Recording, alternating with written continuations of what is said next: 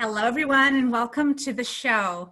Each week, as you know, I like to invite you to sit in on a conversation with a new guest where we get level, bringing you real people, real issues, and real conversations. Today is no different. My hope is that you walk away from the show inspired and equipped to level up in your own life and leadership. If you'd like a copy of the best of notes and quotes so you can just simply sit back, relax, and enjoy the show, please subscribe to my email list at louisehreed.com. Without further ado, I would love to take this opportunity to introduce you to today's guest. We have today a very, very special woman who we just realized we have not actually connected human to human. We have only been connected virtually through LinkedIn and other means. Let me tell you about Carol, and I look forward to sharing the conversation with you. So Carol, for years, did not know what she wanted to do. Her personal life had not only left her heartbroken and mistrustful of others, but worse, she was mistrustful of her own instincts. She had been working in the corporate world for over 20 years, most recently in a leadership role at a Fortune 10 company. Although she worked hard and was consistently recognized and promoted, she somehow knew she was meant to do something different. She felt stuck in a life that didn't fit, yet she had created it. What was her purpose? She had no idea. Finally, she left her corporate job and made the leap into the unknown. After doing months of intense inner work, she discovered that she could combine her life and business experience with her soul-aligned interests. She knew she had a talent for building thriving, productive teams and helping people to see their unique strengths and gifts, but it took a while for her soul-aligned purpose to emerge. She is the creator and co-founder of The Divine Breadcrumb, a global online community and podcast which showcases amazing people shining their light around the world. She started as well writing a blog to share her own story, things she didn't even imagine doing a few years prior. But as often is the case, the universe had an even bigger plan for her than she had for herself. Carol now is a certified coach, focusing on awareness, empowerment, and transition. She helps clients to energetically heal emotional wounds, clear patterns and beliefs, connect to their heart intelligence, cultivate self-love, and discover meaning and purpose. And I'd say we all need a little bit of this in our lives more than ever. It's when we do this inner work, Carol has found, that we're able to move towards our goals with confidence.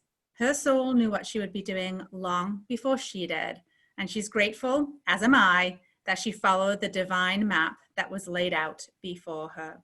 Finally, Carol loves traveling, exploring new cultures, being in nature, and helping people on their own paths. She holds a BA in communications and lives in Massachusetts with her rambunctious and hilarious cat.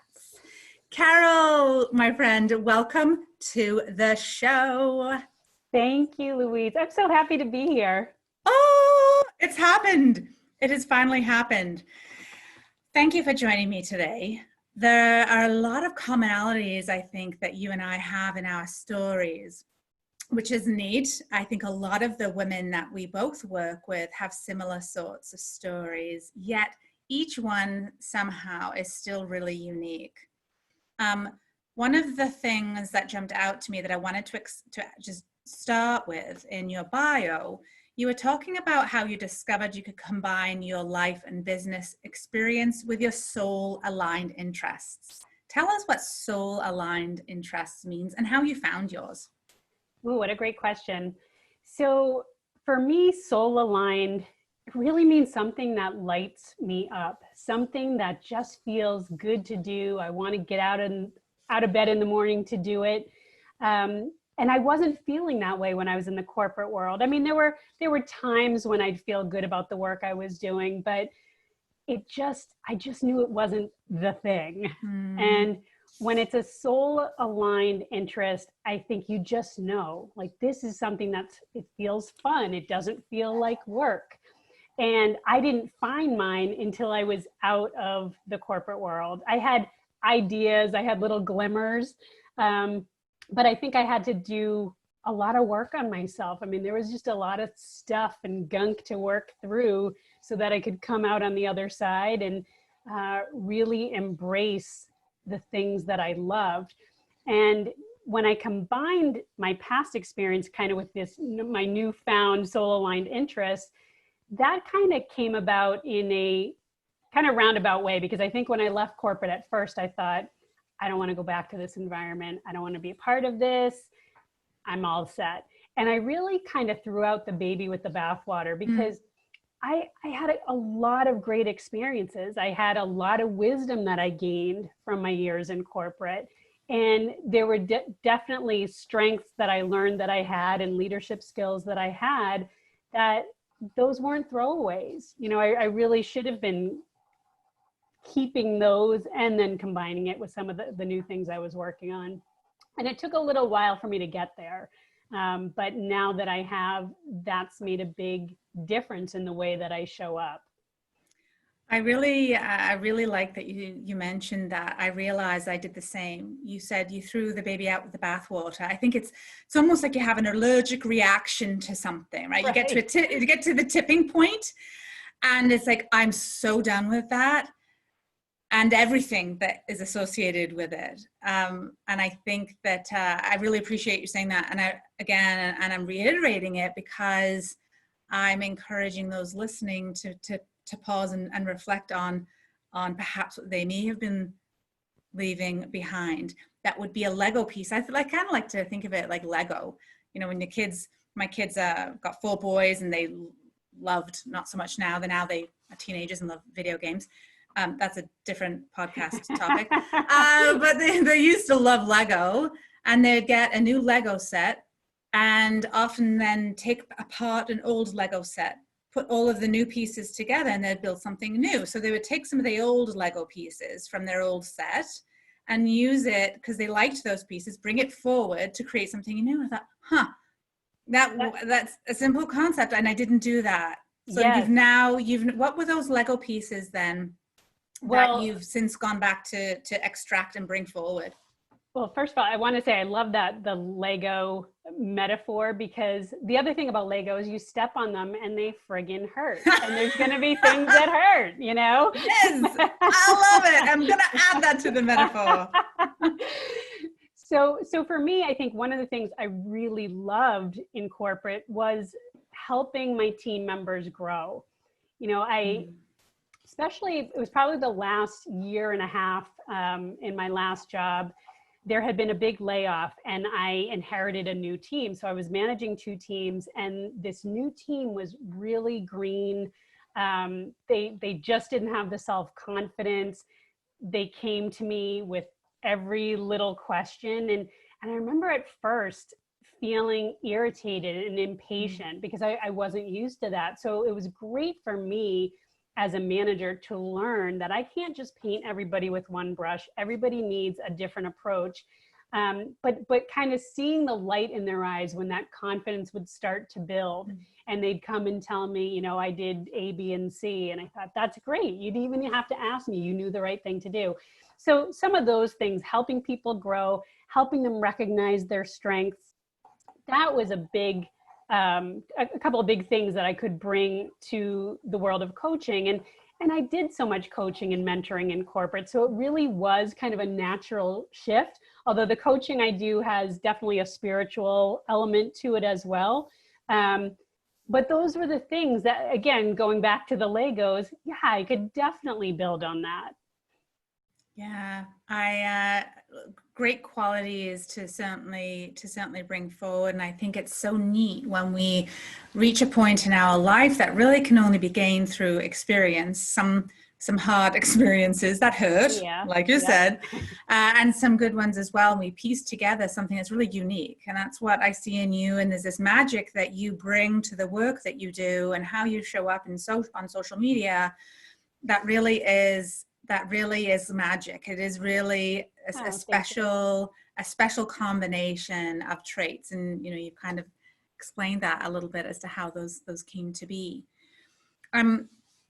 One of the things as well that I shared in your bio that I'd like to explore a little bit is this whole notion of people wanting to find their purpose. In the bio, and I know this to be true of your story, that you mentioned that there's a lot of inner work that has to happen. It's kind of like or I've had, I don't know about you, but I've had people come to me and become clients who've actually said, I need to figure out what my purpose is, like it's a transaction. If only it were that easy. Yeah, seriously. I know that this show is only an hour long, but can you tell us give us a little bit of a taste into what that inner work looks like, either your story or a little bit about how you take clients through that? Sure. Well, first of all, I think we put so much pressure on ourselves to find our purpose. I mean, there's books, there's podcasts, and so many people think, they've somehow failed if by a certain age they haven't found whatever that thing is. And I know I was feeling that way as well. And I think really what it comes down to is you may never find that one thing before you leave this planet. And people shouldn't be afraid of that. In the meantime, just get curious, just explore, just have fun. Because sometimes you think, all right, if I find my purpose, then I'll be able to, be on this show and meet Oprah and talk about it and whatever. But those things, even though that's great, it's not the end game. And those things are not usually as big a deal as you think they're going to be. It really is. And I know this is so cliche. It really is the journey and learning to embrace all the experiences you have along the way. So I think when I'm talking with my clients, and it's funny, and you probably have this too, you tend to attract clients that had a very similar path to you. So a lot of times it's like me 10 years ago where I'm frustrated. I don't know what I'm supposed to be doing, but I know it's not this. And kind of, first of all, letting them off the hook. It's okay if you don't know. Because like you said, it's not a transaction. So let's just start with, what are the things that light you up? Just the simple, that's kind of the low hanging fruit. What makes you happy? And I know a lot of people kind of roll their eyes like, oh, don't tell me, do what I love and the money will follow, but it is kind of how it works. It's a start. Going back to the things, even when you were a kid, what did you like to do then? What are the things you like to do now? What are the things that people say you're really good at? And that's a fun exercise too, because a lot of times people see traits in you that you might not necessarily see yourself. And you get to start seeing these common themes. So that's usually where I start. And also, I really love helping people to connect with their inner wisdom. And there's a few ways to do that, because the answers really are in us. We always are looking for this external validation and external answers. And can somebody just come down and tell me what I need to do step by step? And that would be lovely, but I think then we'd be done. If it's all figured out for you, where's the fun in that? So it's connecting with that wisdom. And for me, like one of my favorite tools is automatic writing. So it's kind of a third person journaling and getting the answers right from yourself.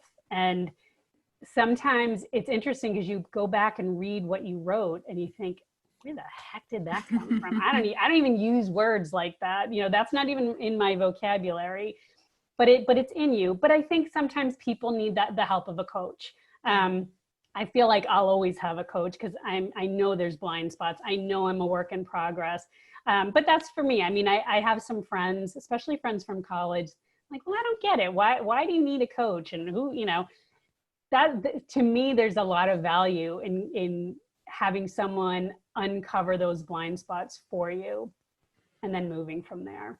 I totally agree with you. I really value those little, those exercises that you shared.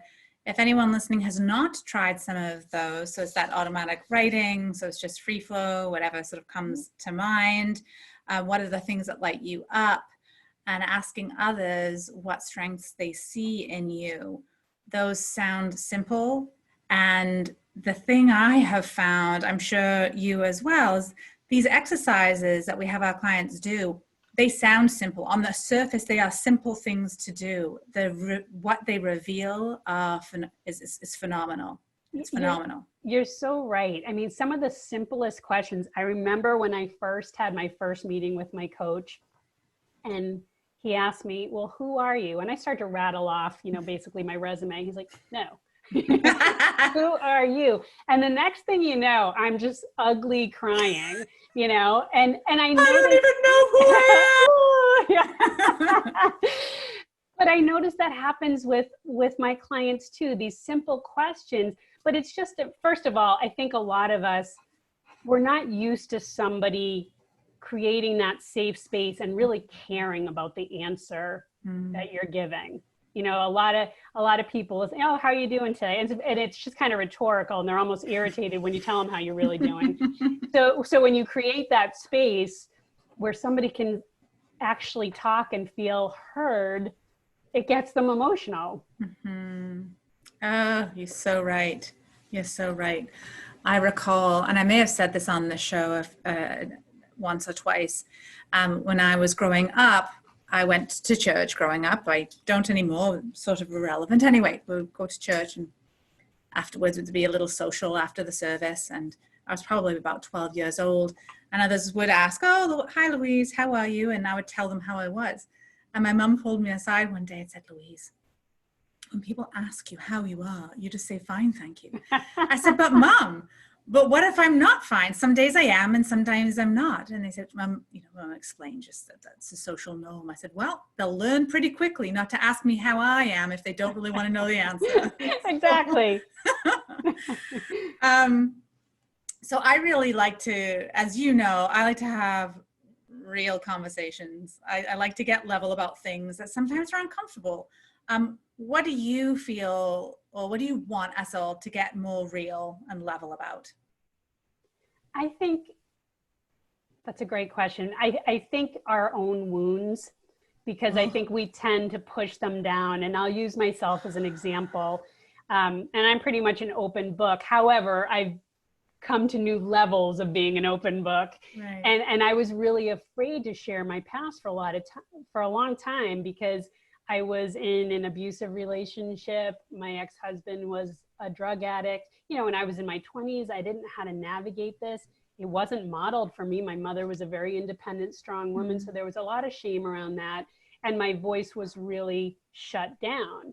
And then when I got out of that situation, interestingly, I started doing well in my career, yet I was attracting similar dynamics. Narcissistic bosses, they'd say things, you're doing a great job, but oh yeah, we can't give you that raise, or we can't give you that promotion. And then I'd move to the next job, and it might get a little better. And that was one of the things I really wanted to work on when I left corporate, because I just thought, I can't jump into another job. I need to figure out what is going on. And a lot of it was healing those wounds. And they're energetic wounds.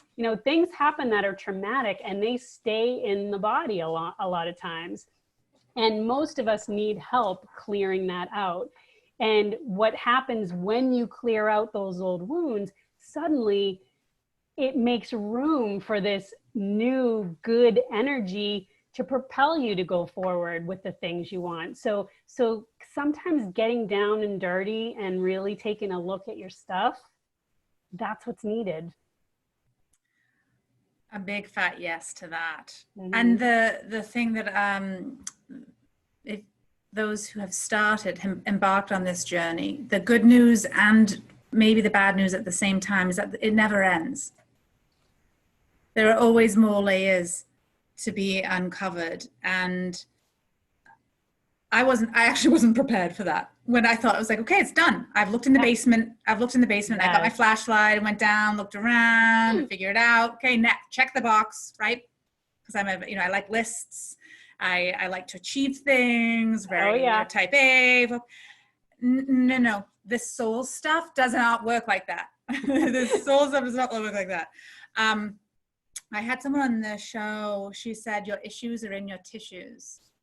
Yep, that's exactly right. That was that's what you had just conveyed. So talk to us about how, for those who may not really be clear on this, what does that actually mean, that we hold wounds energetically? Yeah, so what happens is when you've gone through a traumatic situation, your body doesn't always process that energy, and you can feel it. When you can walk into a room, and most people are aware of energy to a degree. You can walk in a room and kind of read the room. Yeah. Are people upset, are they happy, whatever. So I think on that level, at least people can understand about energy. So when something traumatic happens, often it's held in the body, and it literally forms like a ball, like a block. And people who are super intuitive or clairvoyant, they can actually see it. I don't necessarily see it, but it's almost like I'll see a cloak over somebody. Like there's a sadness, there's something that's different. And there's some very easy tools you can use that you can actually do remotely as well. It doesn't have to be a hands-on thing to clear that energy, and it can happen instantaneously. And I remember feeling, when this was first done with me, thinking there's no way in hell this is going to work. Try it. And so my coach, who I ended up studying under, so he's now my mentor, one of the techniques he taught me was called emotion code, and it was developed by Dr. Bradley Nelson, who is a chiropractor, and it's actually dealing with the meridians on the body, so similar to acupuncture. And you can use your hand, magnets. It's not really that complicated, but you're finding statements. Let's see, it's not really complicated, but I'm making it complicated. So basically, let's just say you're feeling a lot of sadness or anxiety and you don't know where it's coming from. What we do is kind of go through your life on a timeline, like what were some instances that happened throughout your life? And usually, a lot of times it's childhood or early 20s. And then talking about, okay, what happened at that time? And like you said, a lot of people say, oh yeah, I already dealt with that. That's, but this is where it gets held. We think we've dealt with it on an intellectual level, but not on an energetic level. So we talk about what happened, and then we do some clearing on that statement. And I have the person just close their eyes, and I kind of call in my guides or theirs if they're into that. Some people are, they're resistant to that. So I honor whatever they feel comfortable with. There's also, Reiki practitioners. I'm certified in that as well. And there's other healing modalities as well. But I love the emotion code because I've seen it work. There's a lot of people will say if they've had a lot of anxiety or don't feel supported, that they have pains in their back. And instantaneously, the pain is gone after not for everybody, but it happens a lot. Sometimes you need a few sessions, but like you said, it's like a spiral, especially when you have a deep wound. You're gonna heal a layer, and then that thing is gonna come up again, and you think, I thought I dealt with this already. But kind of, I've kind of changed my attitude to, I get to deal with this again. Okay, I know this. I know this thing. I like that. Yeah. What a great way of looking at it. Thanks for going into that a little bit. It's fascinating. I'm going to be looking into that. The emotion code. I think that's very fascinating. I think that's the title of his book as well. And he teaches you in the book, you can do it yourself. You don't need a coach or a practitioner to do it. You can actually learn to do this yourself. That is so cool. Yeah. I'm definitely looking into that. So you've shared a little bit already about some of the obstacles that you've experienced in your life. What's would you say is the biggest one that comes to mind anyway that you've had to overcome, and what did it teach you? Yeah, I think being in an abusive situation, because I was with this person for 4 years before any of this behavior was displayed. So it was this shocking, well, who are you? Where's the person I knew? And you start to mistrust yourself. You feel like you can't count on your instinct, your intuition, your judgment.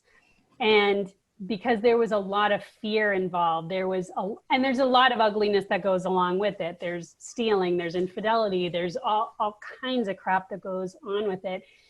And with each thing, it was like another blow. And I just felt so small. I remember, and I was in my 20s and my daughter was really young. And I just thought, oh my God, what happened to me? I'm an educated woman. I didn't come from a family like that. Like, I just didn't even know myself. And it took a really long time for those little pieces of my soul to come back. And I really look at it that way, like it's a soul retrieval process.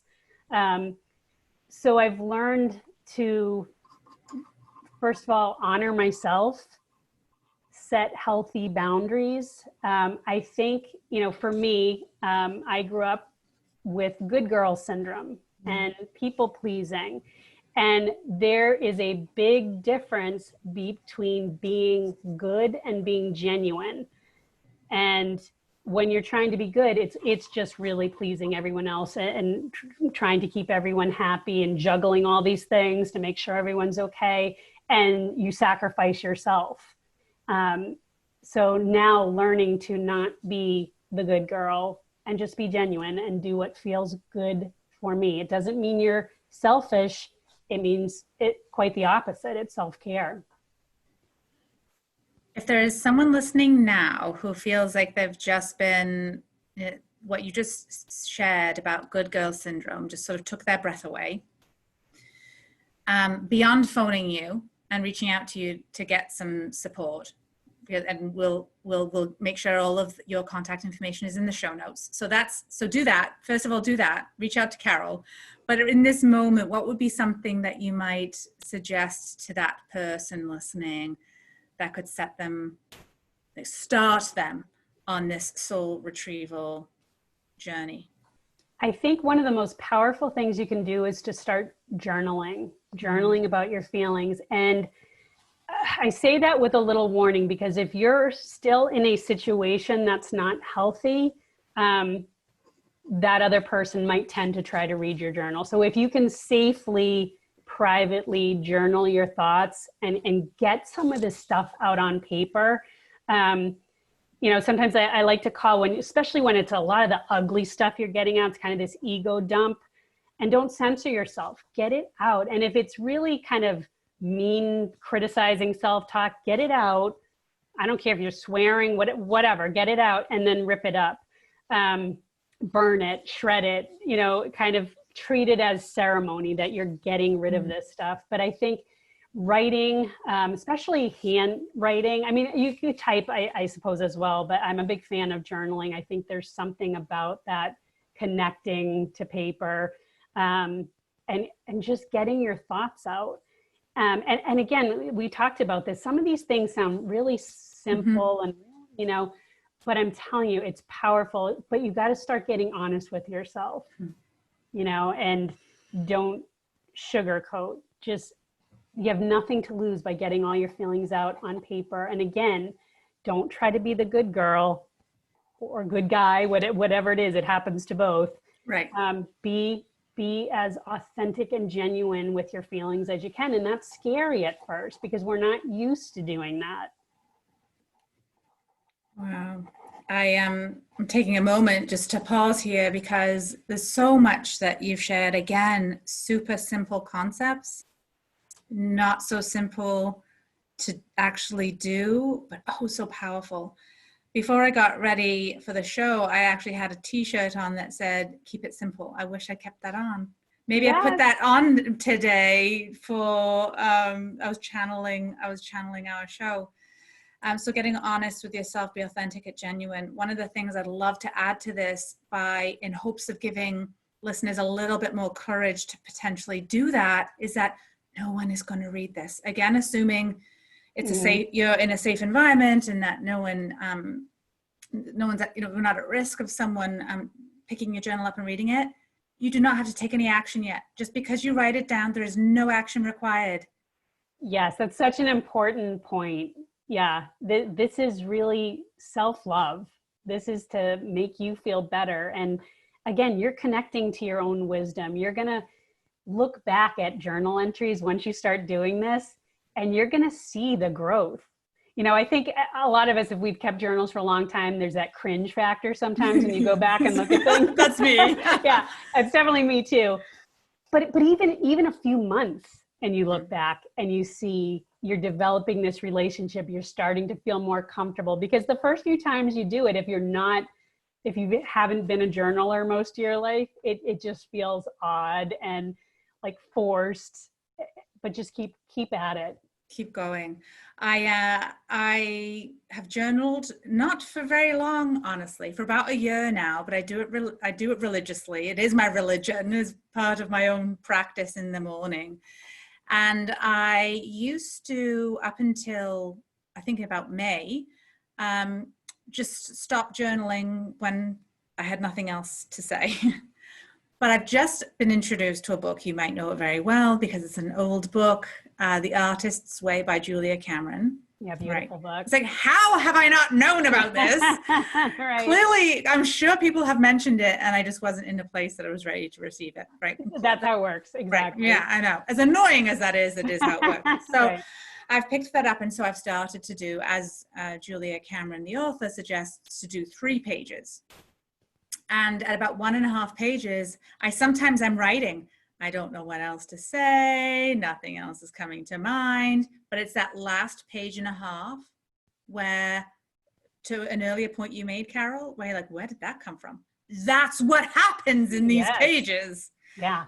So I share that story just to elaborate on the suggestion of Carol's to get honest with yourself, to be authentic and genuine, and get it on paper. It truly is transformational. And don't knock it till you try it.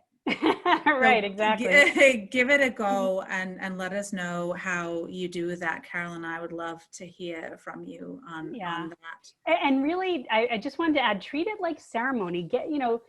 Yes, you can use a regular notebook, but get something that feels good in your hand, or a good pen. Really treat it like something special. It's an act of self-care in and of itself, doing those things, isn't it? Yeah. I love getting new journals. Me too. Like, I really do. And pens as well, that have, the one I'm writing with right now says "Be kind" on it. Just with some I love that nice messages or nice colors. Yes. The things, physical things, and the people that we surround ourselves with, the messages that we listen to on the news and the radio or podcasts, all of these things influence our energy and how we show up. And so no matter how small, sprinkled all over parts of your life, when you have lots of these good things, it adds up to make a difference. Didn't mean to go on that tangent, but I just couldn't. No, I love it. I love talking about this. Yes. And that's why we're on the show and doing what you do, because you are just such magic to so many people. I really I'm curious to know about what success means to you in your life. No doubt it's changed over the years, but right now, where Carol is sitting, what's success? I think it's being happy in what you're doing. I used to equate success with, how many zeros were at the end of my paycheck, or what bonuses or stock options and all that stuff. And that didn't make me happy. And now I make way less than what I made. I hope that doesn't stay like that forever, but that's one thing I learned, because God, I can live on so much less than I thought I could, number one, but I'm so much happier. And it's funny because people who haven't seen me in a while, I knew from corporate, when they see me, they think, oh my God, you look different, or you actually look younger, or whatever, but it shows up on your face when you're happy with what you're doing. And so being happy with what I'm doing, and then of course being able to serve and actually helping people, when you know that you've helped someone, that's such a great feeling. I mean, what's better? That's success to me. I love that. I wanted just to comment on a comment that you made about when people saw you and said, something's different, or you look younger. It goes back to what you were saying about how we hold our wounds energetically. And this is one example of how it can show up. Yes. And how others can actually see it or read it or sense it. Mm-hmm. I just needed to throw that in there because so it's true. really a tangible example of what you mean. So fear is something that exists in all animals. I was going to say human beings, but all animals, we're animals. And I have a bee in my bonnet about the word fearless, because I think that we actually we can't do away with fear. We just need to take, to know ourselves and to take action to help us fear less. But not the goal of being fearless. What's a piece of advice or something that you have learned about moving forward in the face of fear? Yeah, that's such a great question, because yes, I'm not big on trying to be fearless. I feel like fear, it gives us so much information. It really does. And, when I made the leap from corporate, oh my gosh, I was scared every day for a long time, because I thought, oh my God, I'm not doing something. I'm not, suddenly I had all this time and I was spinning out of control. And you really need to give yourself that time to be in the chrysalis and just take that time to figure things out. And what I realize is that fear, it really can be used as a fuel to keep you going. And you really can kind of lean into it. And you can actually talk to your fear. And I know this sounds crazy, but what are you trying to tell me? What is this all about? You'll usually get some really, and you could do that in the journal. Like it actually works really well in writing is, what are you trying to tell me? And you'll be amazed at what you get. It really does have information for you. So lean into it. There's always going to be some fear, and change and transformation and real living doesn't come from being comfortable on your couch. It comes from growth, which naturally has some fear associated with it. You described that so well. I just want to I can't wait to listen that back. There's so many themes I'm hearing, not surprisingly, of things you've already said earlier in the show. The one I feel here that's worth repeating is it's bringing back the curious element. At the beginning of the show, you're talking about getting curious, explore, have fun. And curiosity, here we hear it again about using curiosity to explore fear. And I'm a huge self-talker as well, just so I know others maybe not, because I've named my voice. Maybe, yeah, because she's fearful. I've named her Sally. So if there's anyone listening to the show who's named Sally, I don't know anyone offhand. I apologize. If you ever hear me refer to Sally, it's I did not name her after you. Yeah. But having a name or labeling it as something, even if you called it "Hey Fear" and talked to fear, or even if it's not someone's name. Exactly. Well, there's a reason, when you look at therapists for children, and they use puppets and things like that, because there's something safe about just talking to something that is just kind of innocuous. It's not threatening. And like you said, either whether you give it a name or you're talking to a stuffed animal, it doesn't matter, or writing it down. It takes the sting and the bite out of it. It does, and I think that it dissociates you a little bit. It's not part of That's you. perfect word, yes. Mm-hmm. Yeah, so it's you're an observer of a thought as opposed to being the thought. Excellent, yes. I love the way you said that. Untethered Soul. I'm sure, have you read the Untethered Soul? Yes. Okay, yeah. That's where I had that kind of awakening. I only read that just recently too.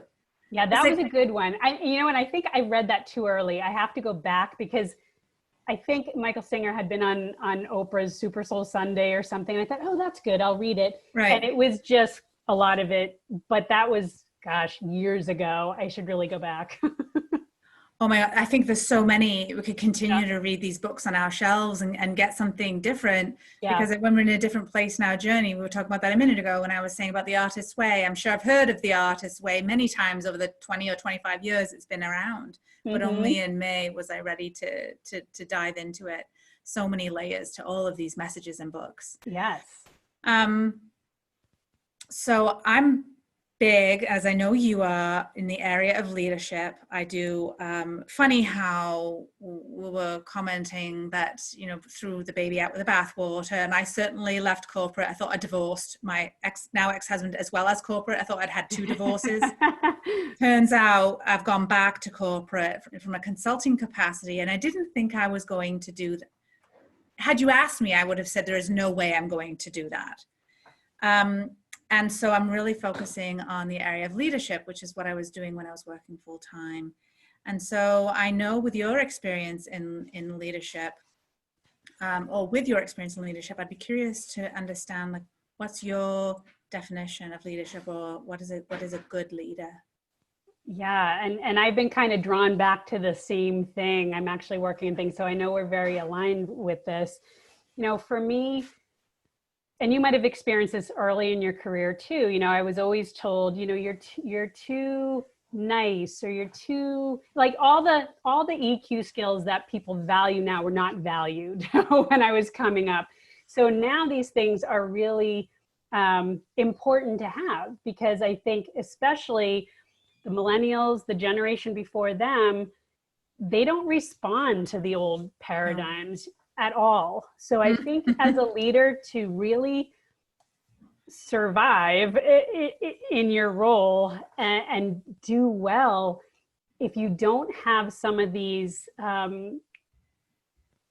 personality traits naturally, compassion, empathy, vulnerability, transparency, if you don't have that, learn to cultivate that. And there's all kinds of teachers and people like yourself and me who it does come pretty naturally, and it's something that you can learn, because the old way of just do it my way or the highway, that's just not going to work. And I know in my last role, there was a lot of initiatives around how do we keep the millennials? How do you keep them? Because they're not going to be loyal to you if you don't treat them well. And I remember there were a lot of people around my age, you know, I'm 53, that would say, oh, they're so entitled, this, that, and the other. Well, no, you're just mad because they figured it out, that work shouldn't be being treated like this. You can love your job and be treated well. And guess what? The bottom line is going to reflect that. It's still going to be great because they're going to be passionate. They're going to want to come to work instead of pulling into the parking lot and wanting to cry. So bang on. In like all the ways. Yes, I remember it was years before I ended up leaving corporate, when the writing was on the wall and the whispers of my soul, as I like to call them, they were whispering, but only they were still very quiet, or I was choosing not to hear them, is probably more accurate. I noticed my skin was actually looking kind of green, and there was a powder room really close to the front door, and I was throwing up on my way to work each morning. And there was nothing wrong with me from a physical health point of view. That's how it was manifesting. Oh yeah. The toxicity in the work environment, because that one was the only work environment where I think it's fair to say it was toxic. All the others were just yeah. Well, combination. That was me. And it kind of reminded me of when I was in grade school, you know, Sunday afternoon, the little pit in my stomach would start, and it's just a terrible way to live. And yet, I think it's an important thing to remember that we have a lot more power than we think we do. Because now I realize, even though I was in a toxic situation, I was responsible for my own energy. So if I'm pulling in the parking lot, like, oh God, I can't, I don't want to be here, I can do that, or I can say, you know what, I'm here, I'm going to have a good day. Now, how that day transpires and unfolds, who knows? But you do have a little more power than you think you do. We do. I second that. And I think that learning how to lead yourself, whether you are a leader of other people or not, like in sticks and boxes on the org chart at work, we all have the responsibility and capability of leading ourselves. Exactly. There's no victims. I mean, yes, you could be being treated very badly at work, and you have choices around that. Yeah. And I think that's important to remember, that it's not all on the leadership. We have to take some personal responsibility as well. I like that. I think it's a really important point. So thanks for bringing us to that. You've mentioned that you have a mentor. No doubt you've had mentors through your career. What advice would you have for particularly women listeners? It might apply to men as well, but for female listeners who might be looking for a mentor. I think it's looking at someone where you think, that's who I want to be like. You know, that I just admire the way they handle themselves. I love the energy they bring into the room. I love how they treat people. I love how they handle difficult situations. You know, if someone who models a behavior that really appeals to you, those are the people. To me, it just seems like a natural thing to go to those people and say, hey, would you be my mentor? Great guidance. Great guidance. Do you have a personal or professional, let's say personal, motto or mantra that keeps you grounded as you're supporting all of who you support and coach? Oh gosh, I have a bunch. I love mantras, I gotta tell you. Okay, let's hear some. Okay then, so what's the ones that come to mind? Because I do too. I really like them too. You know, mine tend to be pretty positive because they just get the energy flowing. How does it get any better than this? You know, every time something happens, just putting that energy into it. When I'm feeling a little bit more down or in fear, it's simple things like all is well. All is well. And just something as simple as that makes me feel better. And there's so many great mantras out there. I mean, coming up with the ones that resonate with you. And what I recommend to a lot of clients is write a letter to yourself when you're feeling really energized and happy. Just kind of this letter to yourself, how great things are, to read on the days when you're feeling like everything is crap. Because it's the best way to, I guess, bottle good energy. So it could be a letter, it could be mantras. Do them when you're in a good headspace. I like that. I have some of my clients keep track of their wins. Yes, I love that too. Yeah. Yes, and for that very reason, I've never had someone write a letter to themselves, nor have I done it myself, done the exercise myself, but I'm really happy and read it. I think that would be a really neat extension of that. It gives it so much more context and emotion and connection. Oh, it does. And it's almost like when you read it, it's you wrote it, but it just feels like this different version of you that's sharing their wisdom. And I love what you said about keeping track of your wins, because I think that's just from a science standpoint, a great way to literally rewire your brain to start looking for the good. Because I do a similar thing in the beginning of every session with a client. And so now they're kind of programming themselves to look for the good stuff before they get on a call with me. It's funny because I was chatting with someone a couple of weeks ago and she couldn't wait to start the call. She was just buzzing. And she's like, I can't wait to share some of my wins. And when she was sharing one, it was her husband who said, oh my gosh, are you going to write that down as one of your wins for Louise? She's like, yes. So to your point, it get really, you that start then looking for more of the good. Exactly. Right? And how cool that she got enlisted her husband as well in that, which is, no doubt helping him as well. There's a ripple effect there. Yeah. What in your 53 years would you say is an accomplishment that you're most proud of? Oh gosh. I think being a mom to my daughter. So my daughter will be turning 29 in October.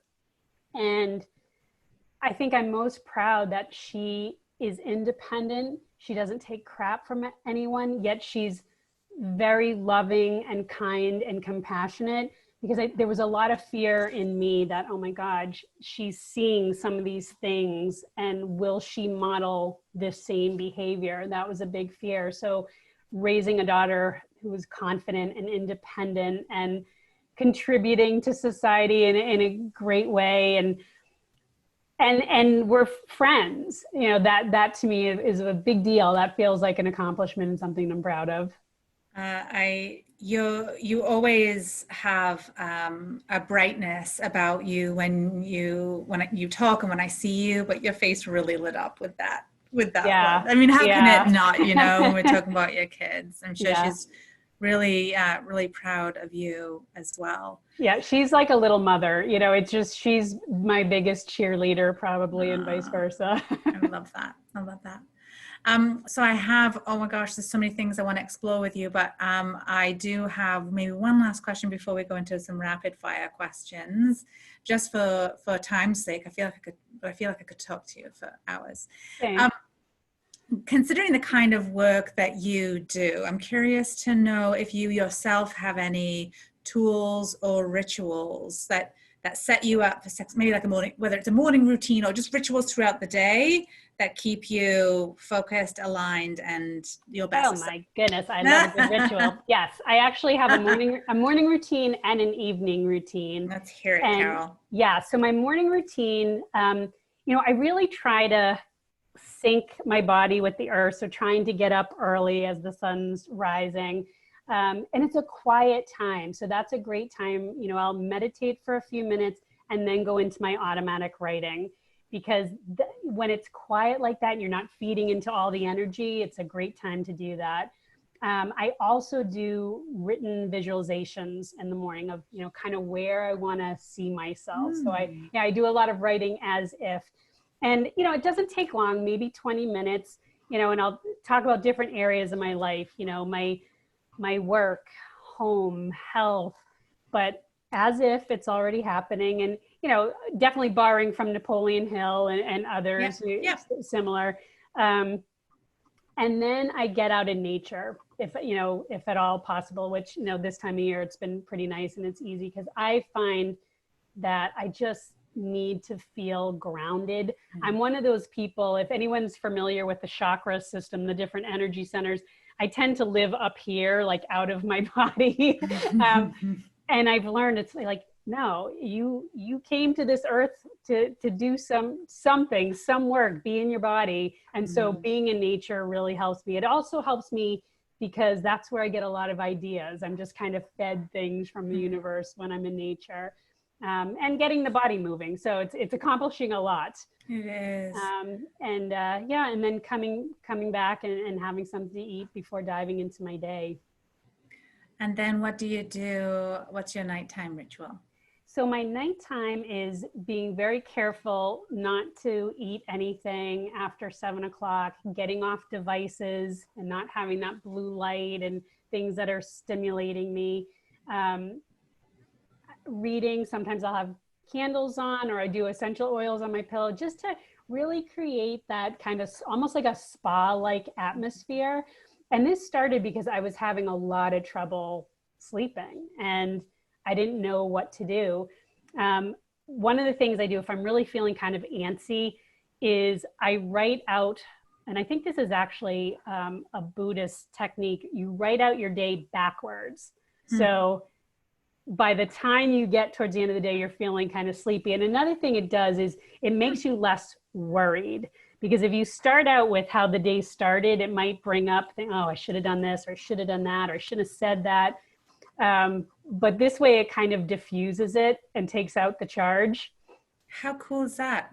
Yeah. I like that. Yeah. And then I set intentions for, you know, kind of what I want to do for the next day and how I want my day to look. Because really, a good day starts with the night before. So setting those intentions when you're kind of sleepy, that's a great time for your subconscious and everything co-creating with the universe. It sure does. And then you fall asleep with those intentions and your subconscious and it helps magic happen. Thanks for sharing those really tactical pieces of wisdom. All right, I've got a few rapid fire questions. Okay. What advice would you give to your younger self? Stop worrying so much. It'll all be okay. Oh, yes. I came out of the womb worrying, so yeah. What does the world need more of? Compassion. And do you have a go-to book or a book that's on your bedside right now that's one that, book or podcast that you just really want to recommend? Yeah, To well, like listeners? you, I love books, and a book that had been recommended to me a gazillion times was The Monk Who Sold His Ferrari. I love that book. Now that is one, like you commented on David Singer's or Michael Singer's Untethered Soul. That's my Monk Who Sold His Ferrari. I read that like forever and a day ago. So I need to pull that one out. So Yes. once you've reread Untethered Soul, let me We'll know what compare you notes. and I'll go back and read The Monk Who Sold His Ferrari. Carol, thank you so much for lending your time, spending your time with me, and just sharing so much of your experience. Thank you for having me. It's been such a pleasure. It has. This has been a long time in the making, and I'm thrilled that it's finally happened. And of course, as well, thanks to all of you for tuning into today's show. And I invite you to contact me directly at Louise H. Reed if you have any questions or want to talk about coaching, speaking engagements, or leadership consulting. I will have Carol's contact info in the show notes. You can find her on LinkedIn. We didn't get her website on the show, but it is in the show notes, and you can find her as well if you check out her LinkedIn, Carol Campos, Campos. Let's all live inspired and grow together and be brave, be bold, and be happy. Until next week, I'm Louise H. Reed, wishing all of you an amazing day. Goodbye, my friends.